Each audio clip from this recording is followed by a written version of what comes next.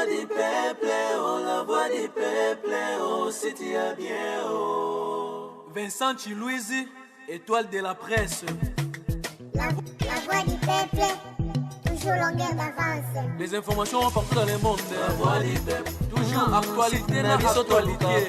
La voix du peuple, maman Nangaye, oh yango yo eye. La voix du peuple, avec Vincent Chilouise, ils allaient faire une émission de la presse. la voix du peuple, la voix du peuple, oh, c'est bien, oh.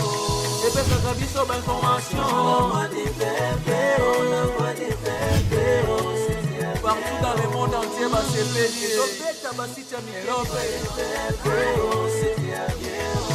Et puis ça vie sur l'information. Partout dans le monde entier, bah c'est payé. La voix du père, toujours longue image qui la voix du peuple, actualité en exclusivité. Nostalgie, bon pour la news de l'obité. Quand on y sur la news, il y a Sika. La voix du peuple, oh, c'est bien, oh. Et un bel arabe sur la musicien. La voix du peuple, oh, la voix du peuple, oh, c'est bien, oh. Les mbokatiers de la presse, Junior Botala, Tala, les lois du peuple, Ezaya Bié, caméraman à sérieux, la voix des simples, Ezaya Moutounion, la voix du peuple, émission face à face, Yoka, Elengia. Je t'aime aussi, mais je m'en Je t'aime. Comment ça? On va rentrer sans rapace. Qu'est-ce qui va pas? Je sais pas, T'as tes périodes? impoli. Non, toi tu fais semblant pour me dire Nabuto que non, je veux pas que tu me T'es touches. qui casse au tal? Non, pas maintenant. Quoi? Tu m'as manqué. Tu Pas m'as plus que manqué. toi. Tu sais, quand on a quitté Moussala, j'arrive même pas à travailler parce que tu me manquais tellement, tu peux pas Oh, le imaginer. boutin, mon quoi? Non, toi tu me prends pour Non, un non, il fallait zonga. Elle a posé la guitare. Je voulais rentrer. Mais. Je voulais rentrer, du coup mon boss se présente là. J'ai vu ça boss, non? Non, il fallait dire à ton boss, ben j'ai envie de ma meuf, je dois rentrer. Non, et je veux dire ça. Mais du coup, mon boss y a pas de mec un ici. sérieux problème, tu peux pas imaginer. Ok. Et tu sais, comme maintenant là, c'est moi qui suis maintenant J'ai comme... mal. Comment ça? T'as pas pris un médoc et je sais pas quoi? Bah c'est toi mon médicament, tu sais, non? Ok, je vais le faire ce soir. Non, maintenant. Non, ce soir, je vais Non, d'abord maintenant. t'expliquer un truc trop sérieux. Sérieux? Oui. Ok, vas-y. Comme maintenant là, je dirais c'est comme moi qui suis maintenant patron numéro 1 à Moussala. Ok. Oui, parce que mon boss a un sérieux problème. Lequel? Tu sais que non, mon boss c'est le père à Pierrot, mon ami. Donc Pierrot, Mastanango, Yebi et tout ça. Attends, tu veux aller trop vite. Tu veux me dire ton patron, Ok, Richard Moukoko, ok. c'est le père à Pierrot Ndomba, c'est ton ami. Non, Yebi non combat Richard, mon ami que tu connais. Ok, je vois, ok.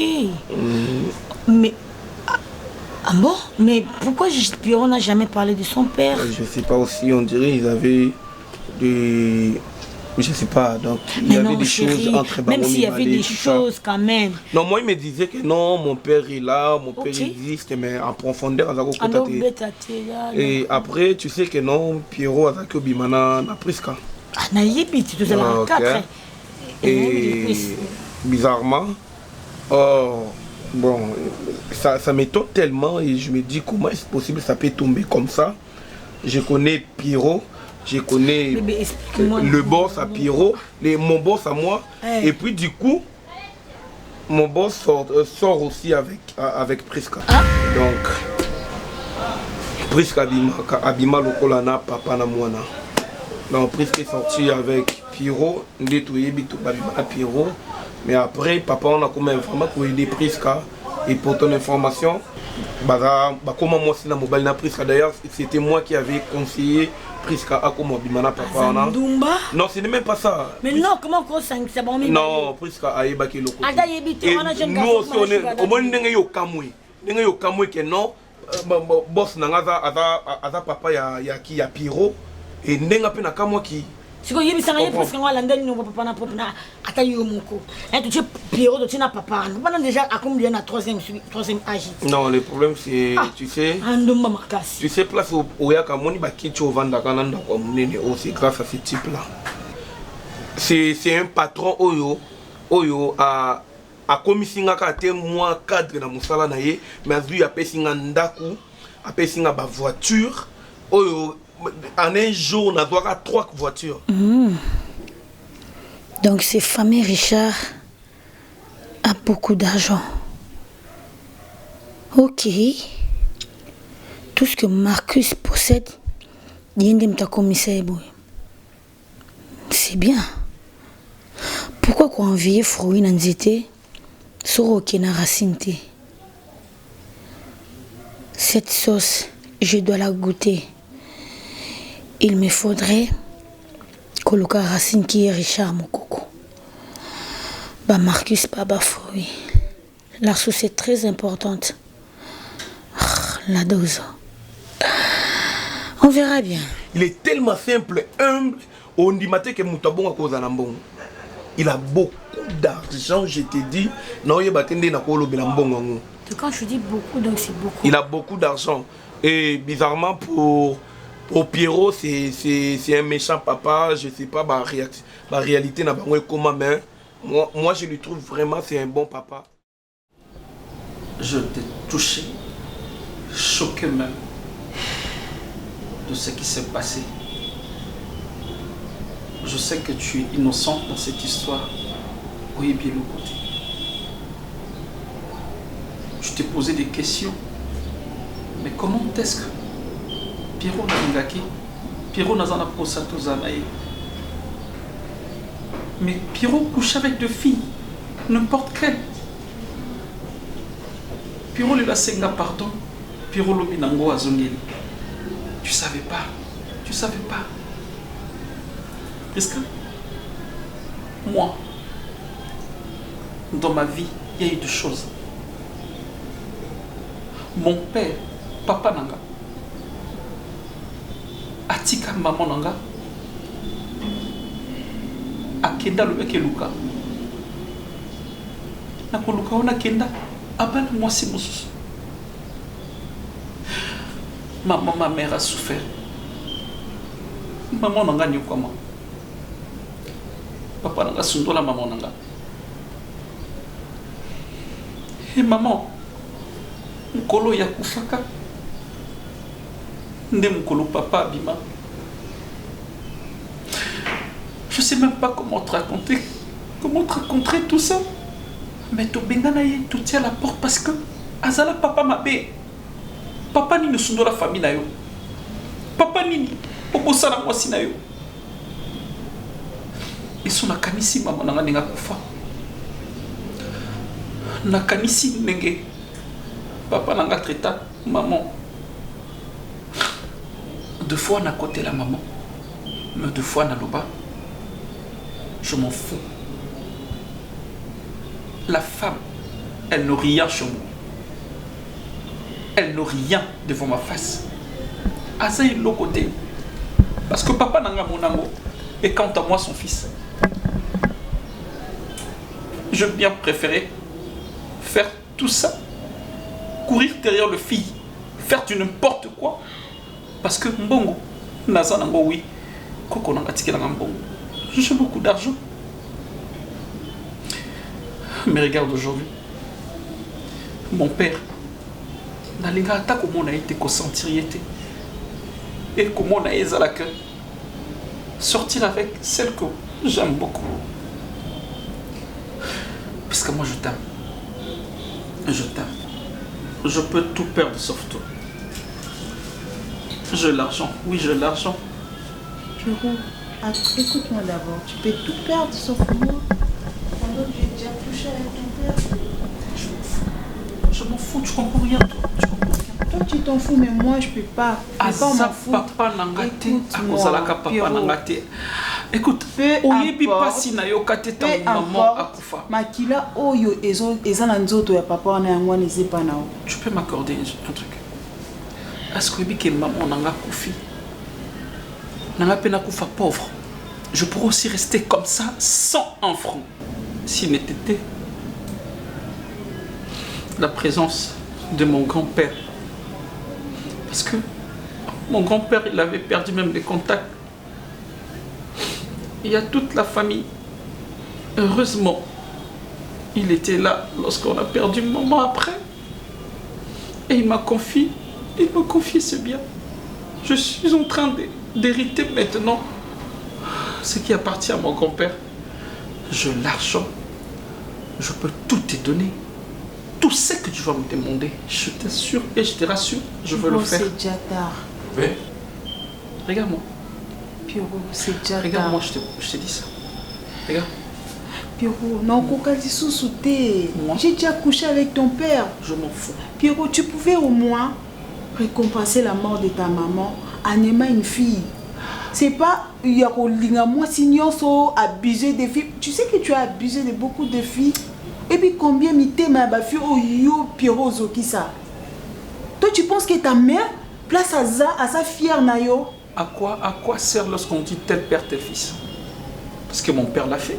Oh, il a négligé ma mère. Mais Ongo ça a quand même meilleure version ya papa nayo. Non. Pierrot tant yo sali oh ya sala na asana maman non tu au moins que yo na boza mutu. La Bible nous dit que papa nassé à Mokili Azali Nzambe.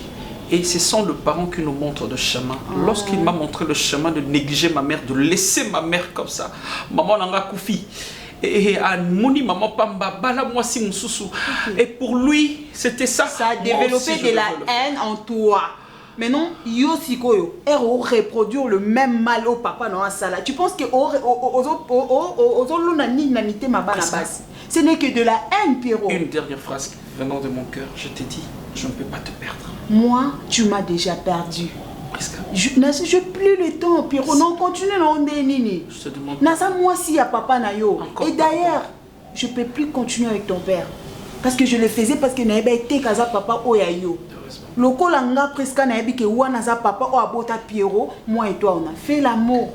Je ne peux pas continuer avec ton père. On peut arranger nos deux chaînes. Je ne peux pas. Tu sais, il y a un salaire malambo. Pour place maman no azamoli mon épée manakimi. Tu peux essayer de pardonner à ton père. Olimbise na mabe ou asala. Parce que ils ont continué kolona engwana na motema. Ta mère ne va pas reposer en paix. Limbisa papa na yo cherche une fille. Fais ta vie avec cette fille bobo tabana bokolo pe sa maman na obakoko. Place à ça, ça la quand même fière na yo Pierrot. Je crois que si tu continues avec cette vie, on continue à cracher sur la tombe de ta maman. Si tu changes, Nessika maman n'a place à ça au pays. C'est ça que je dis. Tu crois que c'est facile pour moi de pardonner mon père? Si tu le veux, et on a la facile. Il n'y a rien de si difficile, Pierrot.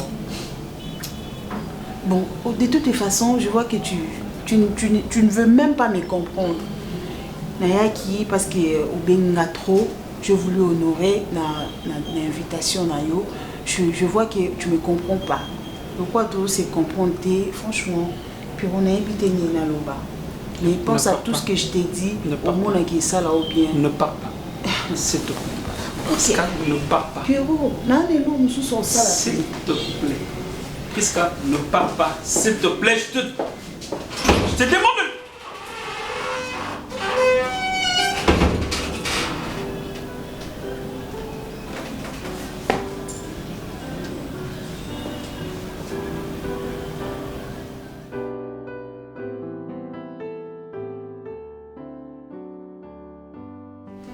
Au moins le Pierrot, vie est très compliquée.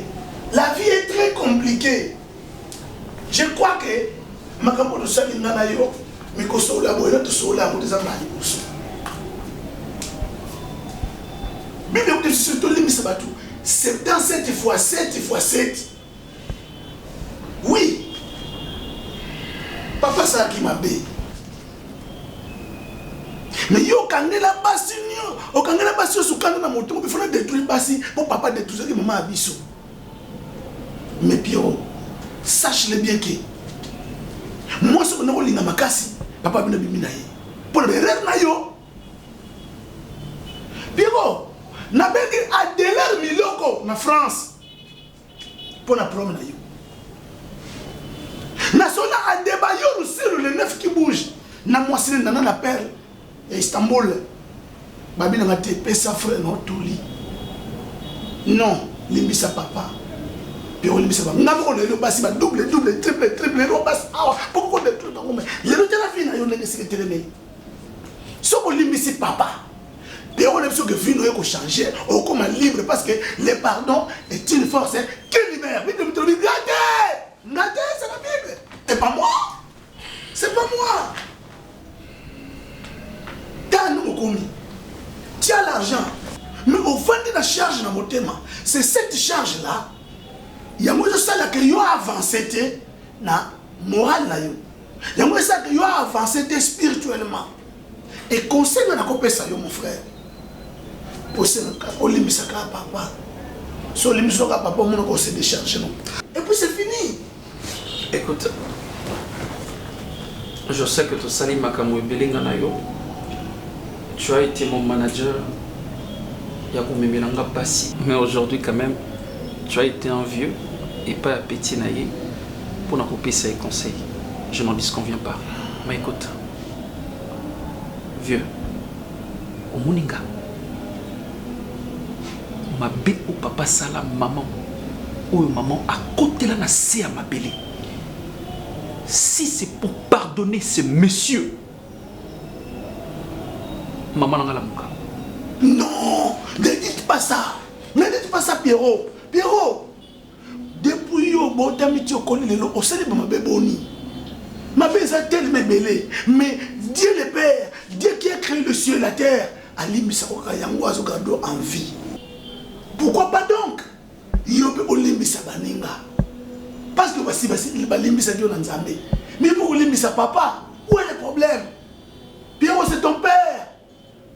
Obimi na line na ye yenda tio na mokili oyo Pierrot ozala papa mususu te kaka ye soko limbisi te sana mutu soko limbisa ye te nesika na yo azali te pe akozala te.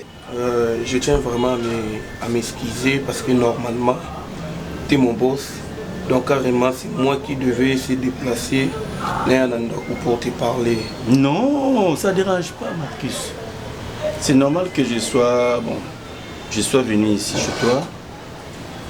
En dehors que je sois ton boss, je suis aussi ton papa, non? Oui. Il n'est pas interdit à un papa de rendre visite à son fils, n'est-ce pas? Et non papa, c'est juste, je suis juste surpris de te voir, surtout comme ça pendant que nous avons pensé à lobby na tongo, mais du coup bimelinga na butubo et tout ça donc et bangi singa parce que tu sais déjà j'étais vraiment de cœur avec toi. Avec tout ce qui s'est passé, surtout ces derniers temps dans la vie, et savoir, je ne sais pas si presque tu avais vraiment parlé à propos de Pierrot.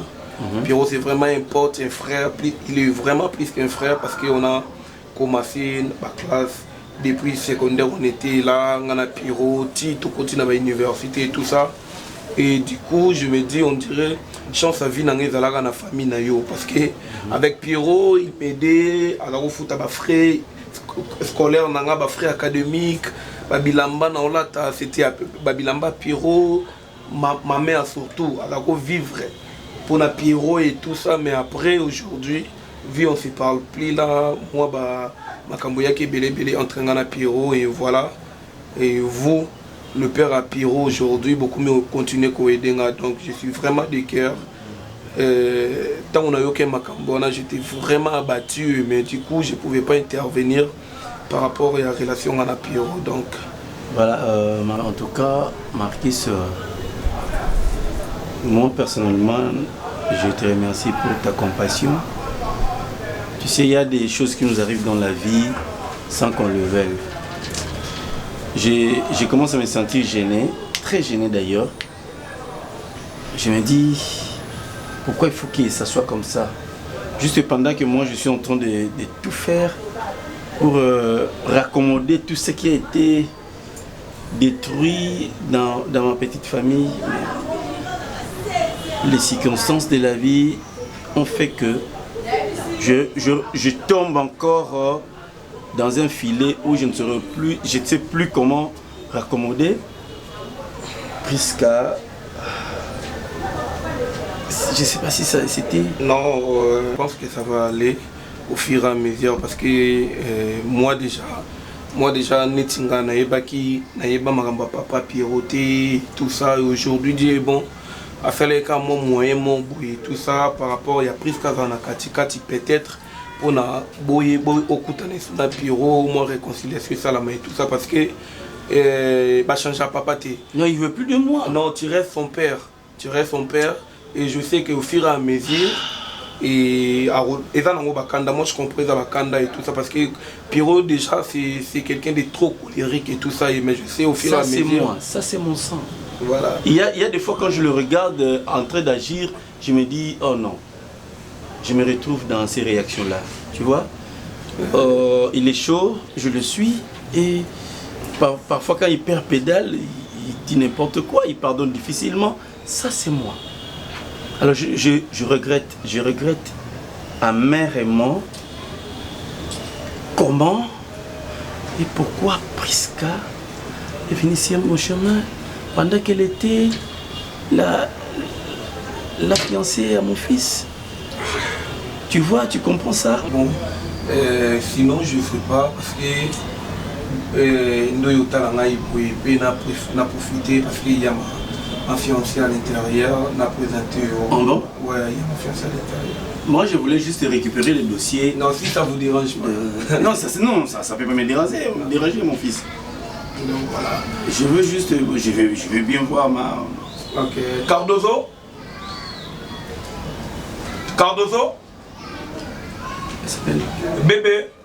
Elle s'appelle Cardozo. Oui, Cardozo. C'est ma fille. Oh. Quelle jolie dame. Ouais, voilà, comme on dit en français, derrière un grand homme, il y a toujours une grande dame. Mais vas-y, tu te mets d'abord, tu te mets même là-bas. Non, ça va, je le sens. Ça va ma fille? Oui, ça va. C'est Cardozo. Oui, Cardozo, ma future femme. Tu vas... Celle qui va me donner des enfants. Oui, on va se marier. On va se marier. Voilà. Mon amour, c'est de Elle est vraiment belle. Je l'aime tellement et puis on a passé de bons moments avec elle. Elle est très belle. Tout le monde est tellement ma casse, ça date. Et c'est ma femme pendant que j'étais encore né, de l'autre côté, tout ça, non, qui n'a encore classe. Quelle tout patience. Ça. Voilà. Et voilà. Aujourd'hui, on l'appelle Madame Marquise. Voilà. Oui. Toujours faite pour patienter. Mon amour, tu me permets de rentrer dans la cuisine, je vais continuer avec... Non, je te présente mon beau. C'est ce qui... Mais tu peux... Ah, c'est lui ton patron? Oui. Ok, enchanté. Il s'appelle comment? Monsieur Moukoko. Ah, okay. Richard. Ah, enchanté, monsieur patron Richard Moukoko. Merci. Okay, merci madame.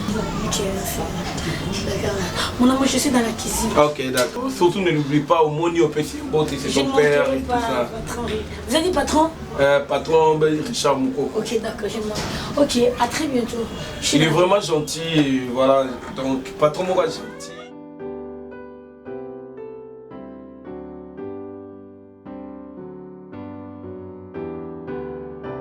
C'est pas normal. Comment tu peux être dévergondé comme ça de la tête aux pieds? Est-ce que... Oyebite que ces garçons-là, c'est un bon garçon, c'est mon travailleur, il bosse bien. Et toi, tu savais que Obimarana y est. Pourquoi il faut que tu viennes avec moi? Pourquoi? Pourquoi tu dois être pervers comme ça? Mais je sais pas. Les filles, qu'est-ce que vous cherchez? L'argent. Tu peux demander l'argent calmement au lieu de faire des bêtises. Ça sont des bêtises. Hé, jeune fille, attention. Moi, je n'aime pas des bêtises. Hein. Je suis pas ton ami. N'importe quoi. So yibeki unaza. Donc aussi ton nom donc tu osanate. Alors yondo yokanga. Qui est qui? Je suis qui? Je suis la fille qui dérange. Oui, la fille qui dérange, qui demande de l'argent en faisant du chantage aux gens. Maman propre, maman soin. Mais si n'a pas au capitaine de l'équipe. Moi je m'en bats là. Mais si n'a pas au capitaine de l'équipe. Et la fille qui dérange, hein. Quand tu vas finir tes litanies, tu prends la porte. Richard, nous allons tirer un dozo. Tiens, dozo, audace, nous y avons gagné là. Dans la décision. Pardon? Tu n'as tout le monde décision. Yo zam to rôle bâti. Eh yo mukoko, ils ont mbasuka. Pardon? Oui qui? Au gagné ma casse c'est parce que tu m'as vu avec ton travailleur Marcus. Au y a un qui passe parce que bimina moi na moi ça travailleur là. Bon ce que on a vu ce que non au bimina ex ya moi no Piro le bani. Quel Piro? Piro Ndombasi, ton fils. Alors, tu as intérêt. Il y a aucun manga na yo. Yo betata li solo te ki ngana auto yana. Ki ngana auto bima, ngana on a une histoire. Et close kaka mnoro na yo. Comme ko betata parce que ce qui o meki. J'irai dire à ton fils bien-aimé que papa na yo a bimananga. Au moins le est créé. Mirago mon agoma. N'importe quoi. Aussi nous pour deux sauts gagner là, il y a des dévergondés de la tête aux pieds, nanani nanana. Bon oyo saï. Oyo ce que c'est dans ben on a. Pervers que tu es. En fait, pourquoi pour ça Nga. Je suis en train de tout faire pour récupérer mon fils. C'est les coups que tu me joues. Attends, moi je te fais quelque chose. Non, tu savais, si tu savais que tu sortais avec mon fils, il fallait pas venir chez moi. Il fallait me demander seulement l'argent. Il fallait te demander l'argent. Pourquoi tu moi m'as je fait ne ça? demande pas l'argent. Na sala dona. Vous comprenez? Na le loko pia na mbongo na kosenga mobali mbongo te. Na sala derrière mbate na siki mbongo. Pigé n'importe quoi. Tant yo bimna mba moko. Pour notre skakiti. Elenga souputi. Angelo ale tema. Telema.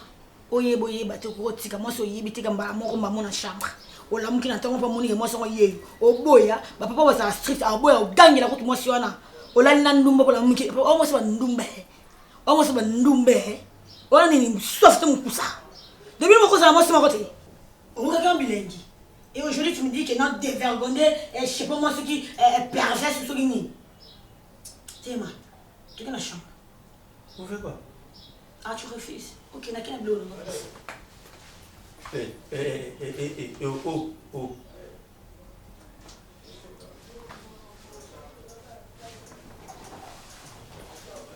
Après toi. Non, après toi. Non, après toi. Je dis après toi. Je vais passer.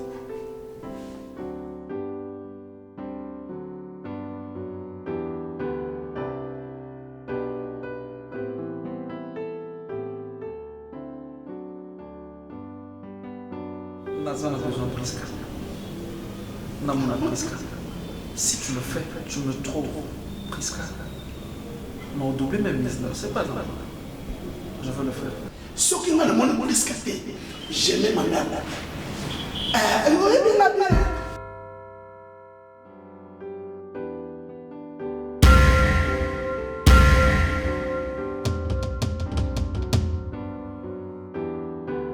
Nous sommes vivants, mon fils. Nous avons encore le temps de nous pardonner mutuellement. Je t'ai demandé pardon plusieurs fois. Alors aujourd'hui, j'ai été encore mon pardon. Fiston, tu portes mon sang. Je sais que je vous ai fait tellement de mal. Je sais que tu auras du mal à me pardonner. Surtout que, bon, assez innocente ta copine, je ne savais pas qu'elle était la tienne. Est-ce que tu peux comprendre? Regarde ce monsieur. Je suis ton père, Pierrot. Qui tu appelles copine? C'est ma femme, écoute.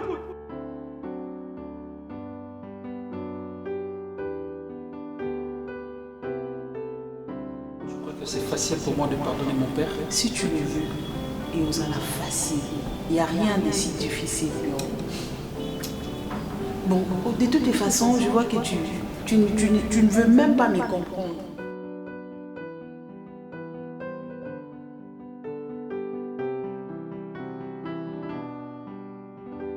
Pour de vrai, là, on va mettre aussi ce biloko.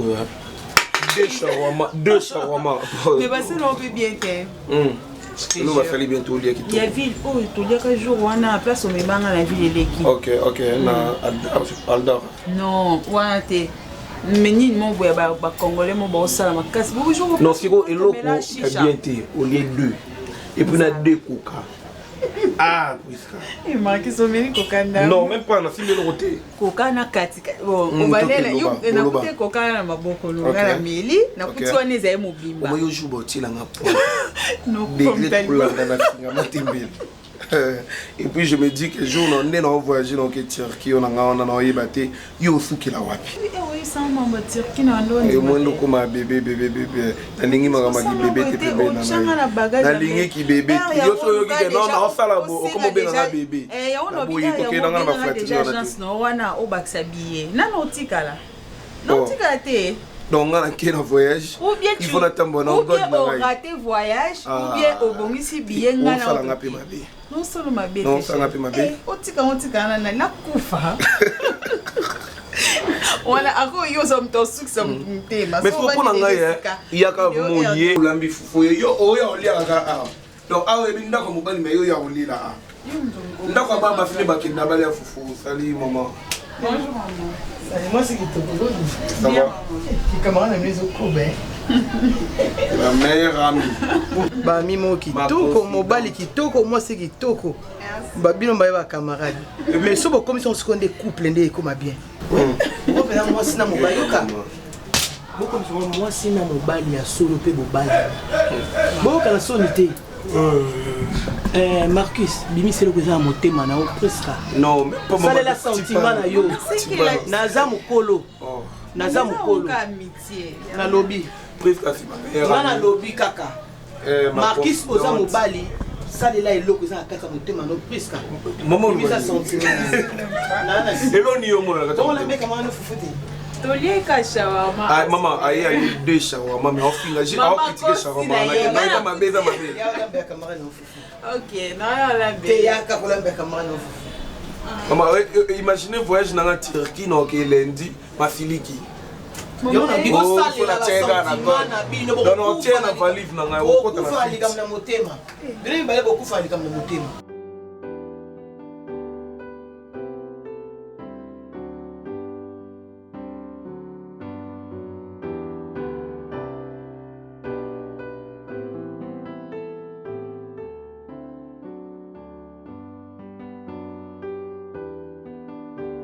Je n'aime pas quand tu mets ta chemise blanche. Et on l'accès à la paix. Attends, tu as la rouge, l'accès mitumba. Moi, tu as la rouge. Toi, tu n'aimes pas la paix? Non. J'aime la guerre. Non, j'aime la guerre. La guerre? Oui. La guerre contre qui? Contre tout le monde. Attends un peu. Tu m'avais demandé combien déjà? 10 000. 10 000? Ouais. 10 000 pour en faire quoi? 10 000 comme ça, je te ferai 15. Sérieux?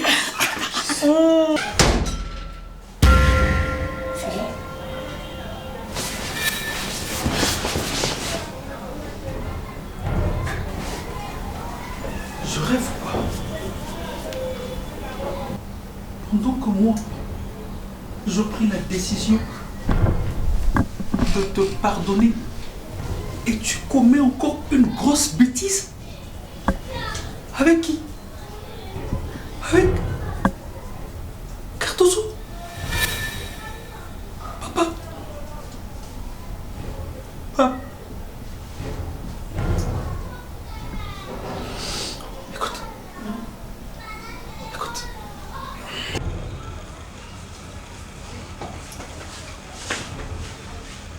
Toi, tu vas monter toujours ma vie. Tu crois que moi je serai perdant? Tu crois que toi tu vas tout? Je suis soufflé.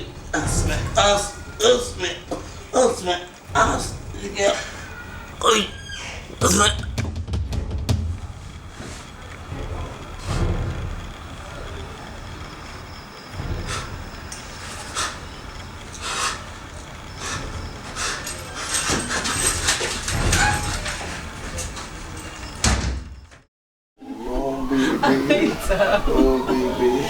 Et je comprends pas. Olingaka libanda pendant que je te dis tout côté de la chambre tout. Dans la chambre.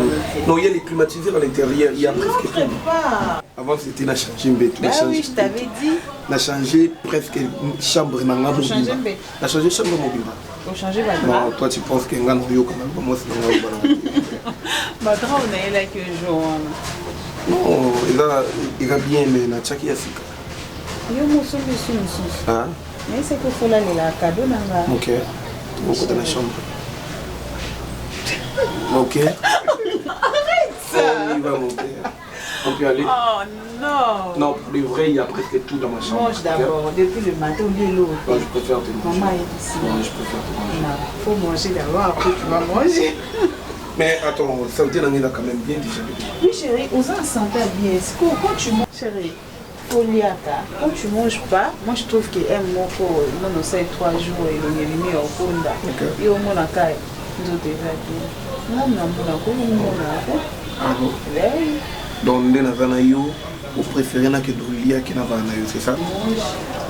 Tu bois ton jus après. Non, dans la journée. Dans la journée, mon dimanche, tu vas pas. Ah, ok. Mon amour. Elle est tellement manquée.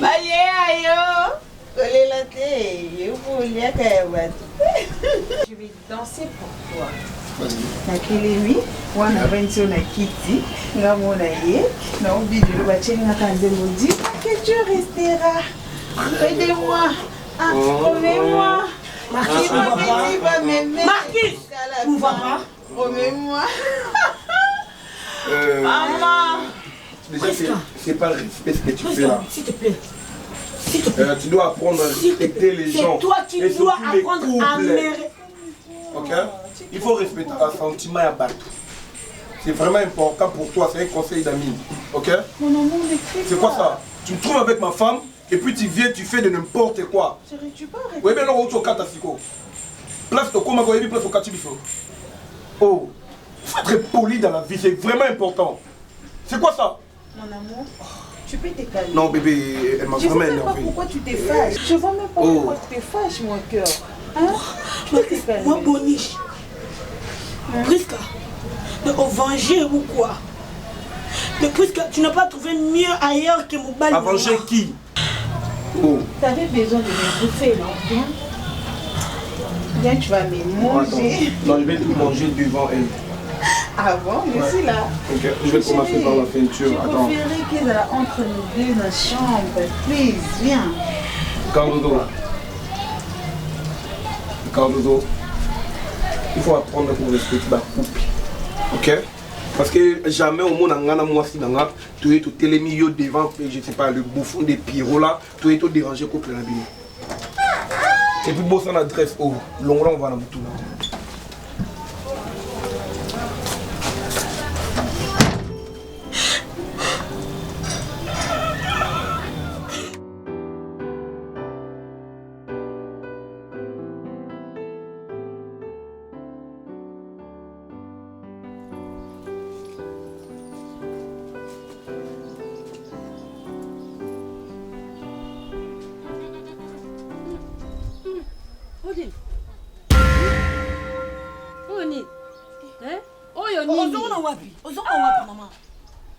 solo mabebo e vraiment yango kana mutu place yo lalelaki eloko nyozo luka yo kufa la curiosité se tire ibo kufa na nanda kuna yo kufa na nanda kuna yo oke fibre yo mona ngana kene ko lanu nanda kuna tango kenda mona ngana kena olanda yo biloko nyozo kine ko so solo makasi ya vie privée na vie privée wa chango na l'état en public na yoko cha na bombe musika siku yo musika ngo ya wapi kino bomba ngoso na mboka nini kuno yo bomba na kata ndako basa makamna na nkuta na sisi tango bibisa ngaso makamna mwana soni mwana soni mwana mabe ezelo kwa mabe problème tient eloko mabe mais pour intérêt nanga eloko intérêt uta eloko oui yo yebinde te ninga basi kitoko bazokende kotanga ba bible bazokende luka nzambe azana ta nzambe te ya ye umelaka kokola pe umela problème te obote memba moko eza problème te ngasi kona boyi kokola lokwa za likama nzambe kokola pona kozwa vie na poi Viens bando bandi ko lukango zo zwa to zo tepa kaka. Ozo tepa le quoi ba ba uta ka Turquie ba ke Grèce ozo tepa kaka. Jolie tu tiens malaise. Puis le quoi mutazana vivante. Puis le quoi na dingi. Moi c'est un problème c'est moi si mon retard reçoit Marcus. Vous comprenez? Marcus a mon bal nanga. Et tant que ngana ozala sur terre, moi si mon retard na droit ko zwa Marcus. Ezani likolo Marcus. Na banane kala. Quand on est de l'autre côté, on a beaucoup de l'essaï. Et le là comme mutu, moi si moi je suis à péter. Yo laisse Marcus. Oui. Attends deux fois. Maison est belle. Nani. Abeta deux fois. Nani. Mbongo yo zo est belle, ozano mal organisé. Mbongo yo zo est belle, ba fio ba okende Turquie, ba okende Grèce. Ba okende par-ci, partout dans le monde, ba Dubaï. Ba lekio nani. Balekio nani ba bazana ba Chine kuna balekio nani ko innover Congolais ça moni muninga na fond chaîne YouTube yebeka chaîne YouTube ba ke ça la télé réalité yebeka télé réalité e bonki ndume za ma balelo oka makusa kindume za ma balelo na zo mibali na créer loko mo ba fina ba créateur on a chona na compte bloqué et loko ni ngoto nga gratte-ciel et loko ni joli lelo yo ngai yo na fuye lelo na fuye lelo na pe na bumbu te osana ka pe nona oyebite niveau na komi yo mo ki somot yo mani ya tiki diagonesse moi na za biloko so na zongo pona basi musu bongo yo mama na bongo yo mama na kende banganga oyo ba ko mona longi na ngate boko zika na ponde nani dona pêche papa mona ote to amida mukolo omeka siko simba biloko na ngana ebito et puis quand c'est que baby yo c'est que baby yo ba pese ki condition on ta simba ngote c'est que simbia mo o tshanga solo boni boy et non changer yo antini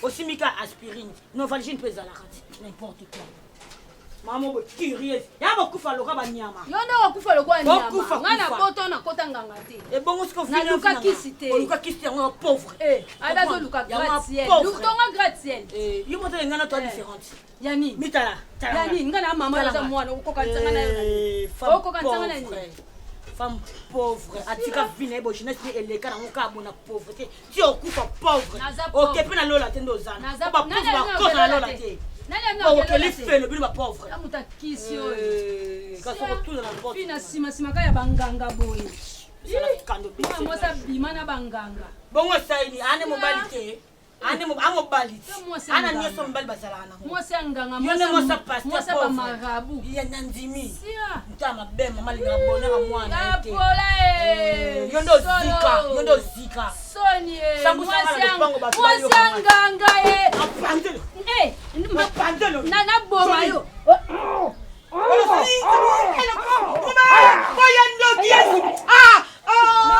nyana ngai wege ukena na mfone bisio na bande mobu yo benga nga solika moza o benga peke note daria na palais mo divers mo to baina biso mo whisky ndeka ezala mais yo rien songa ali kambunde zali obenginga fo na bengo na kop mo wifisa ilangai fima we out malambanda ngai onzeke kandi na malambala bato sikoyo il faut obekisila ngai ka elundong obeti kaka donc el display ka beba mama mais on a cop na ngai display na ndeti ndeke polinga mbala cop na ngai do azopena Gillette moi Gillette alinga smi bala ba à cause de Gillette merde à côté on a là no kongi atambeli ata seeds donc bois kaka elonge beba tenga ka Gillette azora Gillette kia ya la photo na la sango ça talai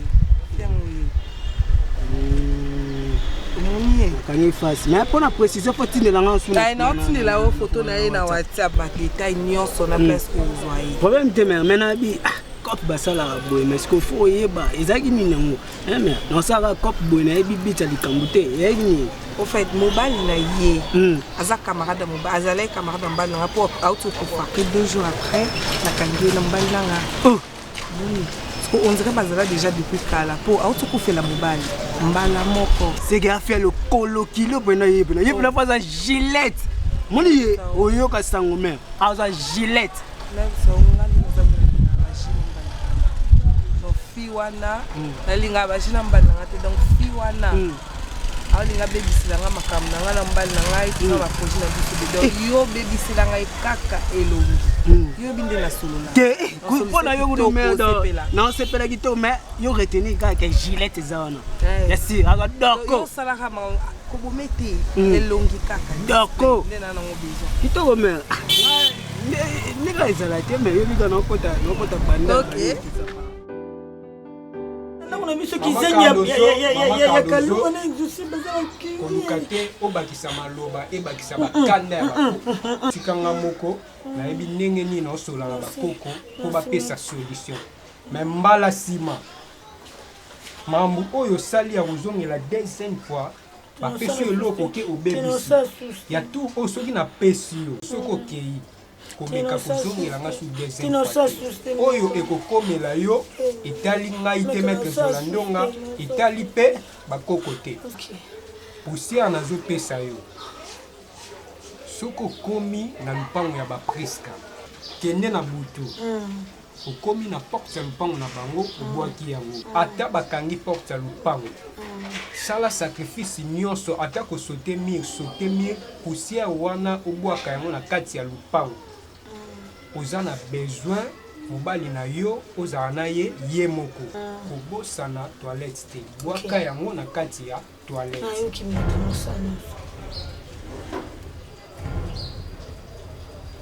bakoko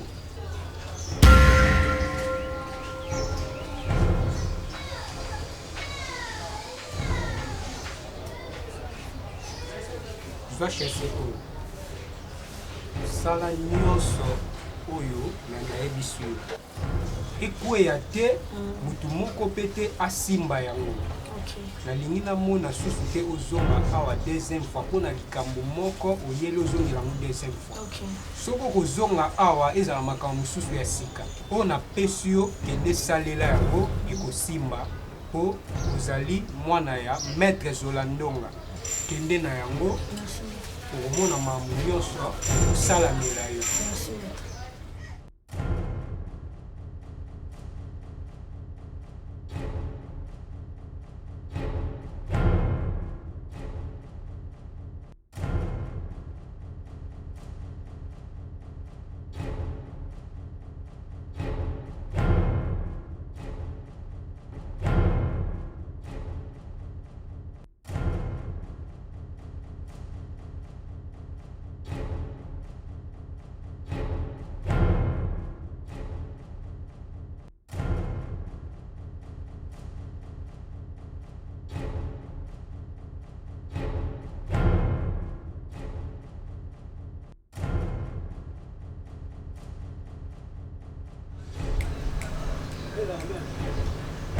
kasani ngoma na ngoma ekutana te mabati na bato tiobimaka na basi tiobimaka na mibala bato lelo nde esukela Ismaël Abdou Petit Jésus yobimaka na ye te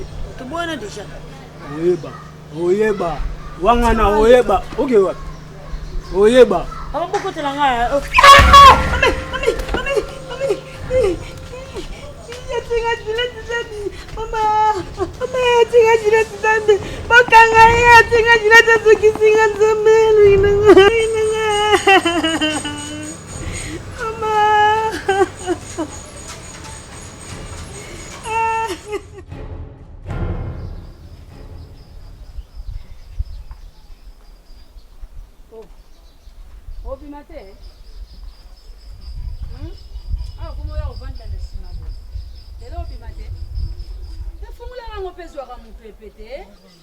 ata baninja yango batika ata mwa misu libanda yo bando kanga nka boye ndenge ka yo zotoka nde yango mpe bando toka siko pote toka elongi se ko zipa mayote ekoma na kwa mufinu ko elongi capacité pa pesa na bango baya ko 6 millions lelo dorko yo ndo kanza yo za mwasi ozo changer mibali lokwa mutu moko boye lokwa ba chauffeur bazaraza na mutu kati me basedaka ye nyonso bakopesa ye arondima kaka bapesi ye mane tata onga marque X kechi moto velo ata pusu chariot bugweti nyonso kopusa donc ndenge oza wana shwa ezalaka te mpona bandomonaka nga nde 1000 esprit obosanike ba 2000 ba 3000 ba 5000 esprit bazali naoderange yo lelo pene eza mokolo nde ya dérangement mwana kisasa yo memango na mutu yo meme kutu kisasa te omemi mokili oyo nyonso na biso sola na kati ya lidusu oyo omemaki na motu cicatrice oyo ekosilaka te me ngai na okóma lokola yo te ngai na otika lokóma lokola yo te mpo ngai natambusi vi na ngai na salite nde yo otambusi te lelo osuki wapi lelo osuki wapi baesprit nyonso mili wana ezalaki te obo bainfection ese etondi yo na elongi nkusu akoma osopa na yo okoma obima nkusu lokola moto asali mwa mokili na ye aa na mwa babiloko na ye banyama ne ezotambola ye lokola na kati ya mbisi bokonti bloke ka ebima kende ozwa ti bima okende ozwa ti chirurgie mwasi asoni mwana soni bakati abimi nkusu elongi eza lisusu te elongi ezalaki elongi na meka mpe kosimba lisusu te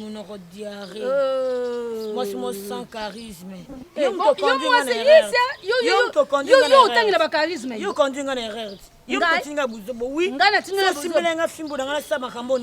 nasimbele fimbu yo moto banda obundisa nga nasimbele fimbu yo obundisa ngai ati omona eke yo okomi mato eleki yo motu lapin kutu ye mo mato eleka motu ti mpukwa ya korige ye yo sikoyo oya koloba ke mama amemaki o na erreur nini omema yo olinga na sala nini alalisaka lula nalati yo kusi nalati yo kasi kusi ale po otambola te ozalaki bebe mwana mabe okoyiba vino esuki elongi nyonso basi bapandi lokola mbisi batie bapilipili na kati zala nango ti omona nde yo oza esika mosusu na esika mosusu.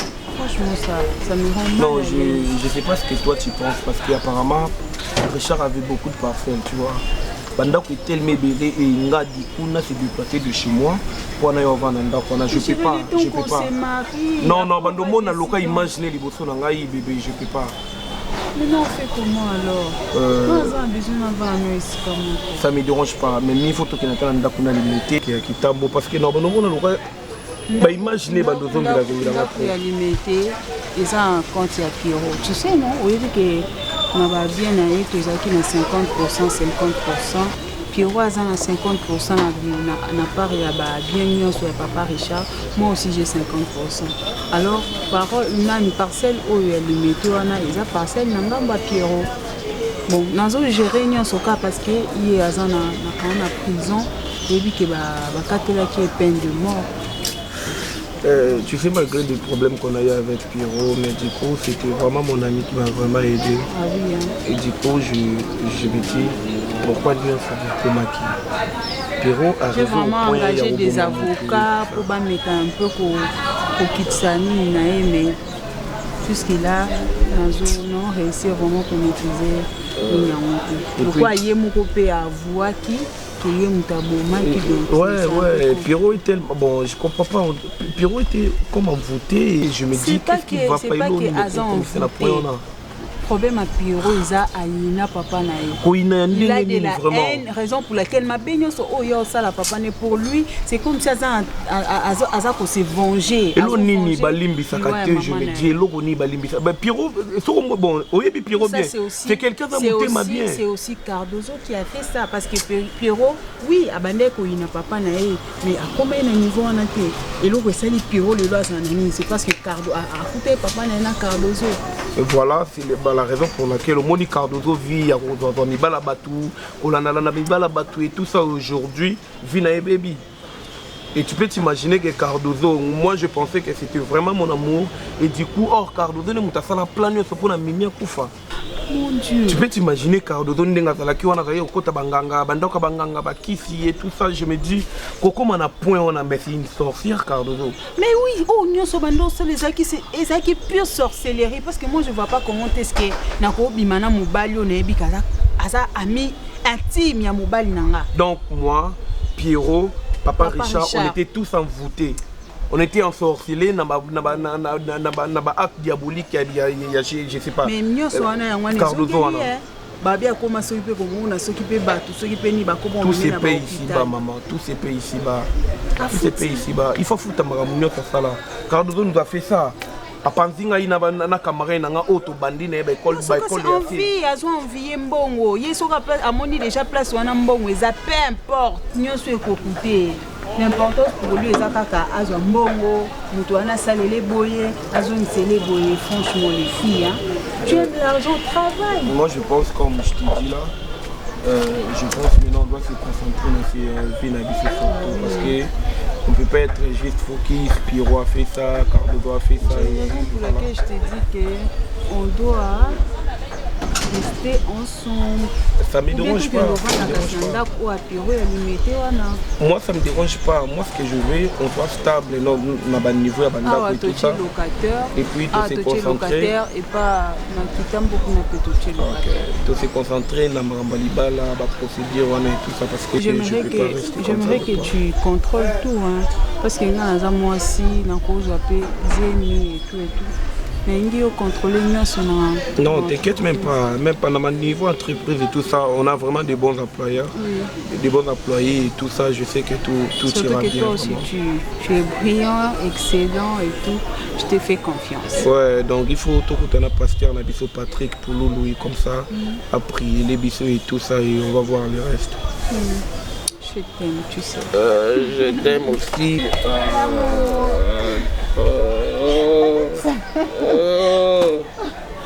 Ok, on va, comment on appelle ça? On dit quoi? On doit faire au revoir Nandako, c'est-à-dire parce que vraiment du bon moment cette nuit.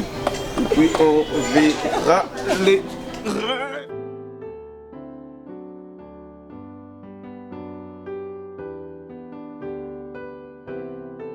La voix du peuple, oh, la voix du peuple, oh, c'est bien, oh. Vincent Chilouise, étoile de la presse. La voix du peuple, toujours longueur d'avance. Les informations partout dans le monde. La voix du peuple, toujours actualité na actualité. La voix du peuple, maman nangaye, oh yango yo eye. La voix du peuple, avec Vincent Chilouise, et ça la reine de l'émission de la presse. La voix du peuple, la voix du peuple, oh c'est bien, oh. Il s'appelle Paro le Sayo derrière la caméra. En tout cas, te font les supports. Porte à aller au fond, maman qui aime te font mon gaillard le roi porte comme tout cas gaillard et côté. En tout cas, la voix du peuple te font les portes pour un recrutement ya batteur, na batrice ni ensemble ni au salle théâtre. Au salle, au salati. Et dans le salle au tika, on a ba déception ba groupe yaka autre réanimé yo. Ah la voix du peuple, groupe réanimation. Ko bukana te. En tout cas, benga biso na numéro benga biso tembezate. Plus 243 ya Wili Moucheni comme d'hab 89 76 94 385 089 76 94 385. En tout cas, benga biso to yamba yo bien to yamba o kitoko to ko former yo nengo zolima.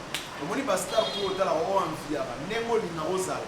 Nengo lina o comme la star to comme so star bongo to ko commission na formation wana.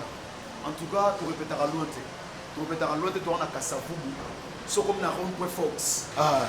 Na commune à Kassavubu direction Gambela na rond-point Fox.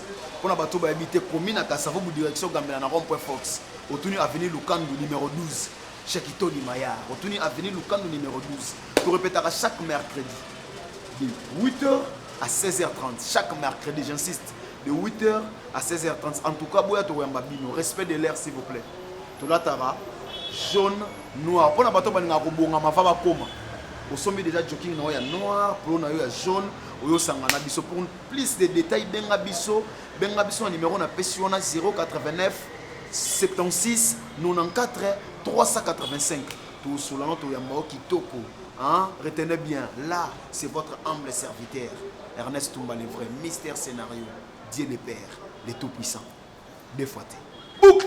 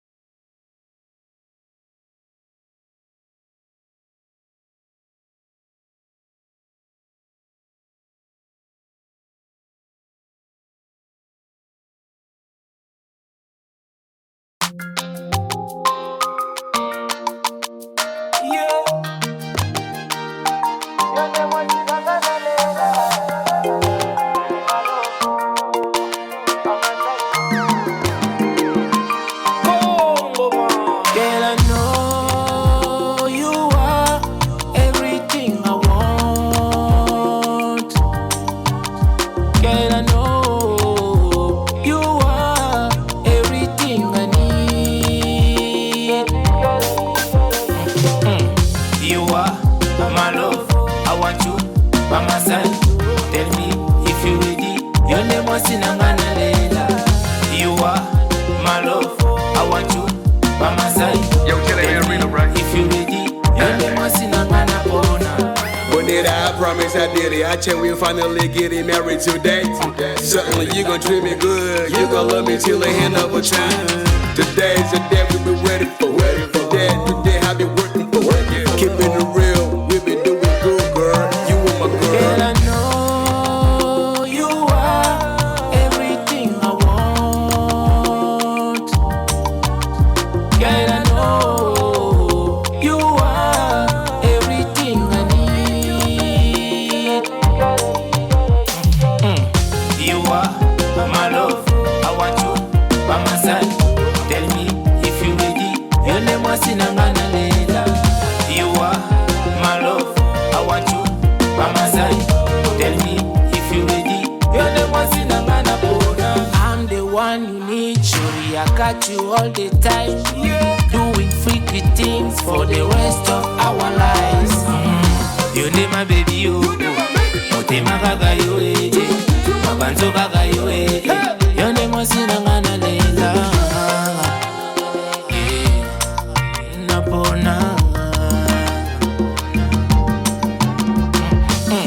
You are my love.